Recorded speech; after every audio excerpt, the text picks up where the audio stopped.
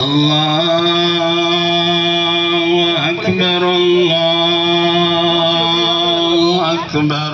அஸ்ஸலாமு அலைக்கும். Bakrid mini vlog பார்க்கலாமா?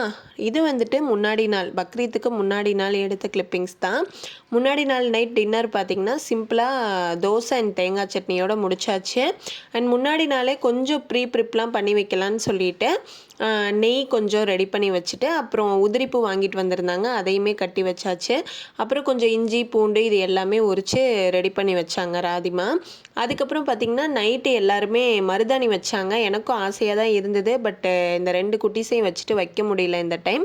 தென் அதுக்கப்புறம் இதுதான் வந்துட்டு குர்பானி ஆடு. ஒரு 3 to 4 டேஸ் இதுக்கிட்ட பழகியிருப்போம். பட் குர்பானி கொடுக்குற அன்னைக்கு அவ்வளோ கஷ்டமாக இருந்துச்சு.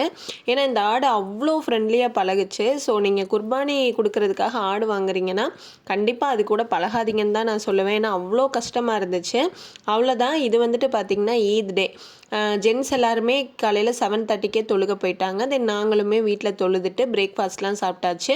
பிரேக்ஃபாஸ்ட்டுக்கு பார்த்திங்கன்னா இட்லி அண்ட் பணியாரம் தான் ரெடி பண்ணியிருந்தாங்க. அவ்வளோதான். ஆடு அறுக்கிறதுக்கு ரெடி பண்ணாங்க. நான் உள்ளே ஒரே ஓட்டம் ஓடிட்டேன், அந்த பக்கம் எட்டி கூட பார்க்கல. தென் பக்ரீத் அன்னைக்கு பார்த்திங்கன்னா சப்பாத்தி, அதுக்கப்புறம் குடல் கிரேவி, ஈரல் கிரேவி, இந்த மாதிரி தனித்தனியாக இதுதான் ரெடி பண்ணியிருந்தோம். பிரியாணி பண்ணலை. ஸோ அதை சாப்பிட்டுட்டு ஐஸ்கிரீமும் சாப்பிட்டு முடிச்சாச்சு. இன்னொரு சைடு பார்த்திங்கன்னா மெயினான வேலை, அந்த கறியை கரெக்டாக ஷேர் பண்ணி கொடுக்குறது. ஸோ அதை மாமாவும் மாமியும் பார்த்திங்கன்னா கரெக்டாக பண்ணி முடிச்சிட்டாங்க.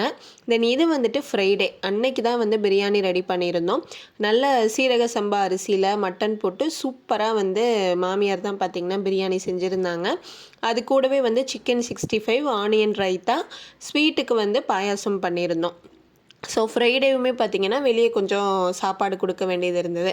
வேலையெல்லாம் முடித்து அதையுமே பார்சல் பண்ணி கொடுத்ததுக்கப்புறம் அல்ஹம்துலில்லாஹ் நாங்களுமே எங்களுடைய லஞ்சை சூப்பராக சாப்பிட்டு முடிச்சாச்சு.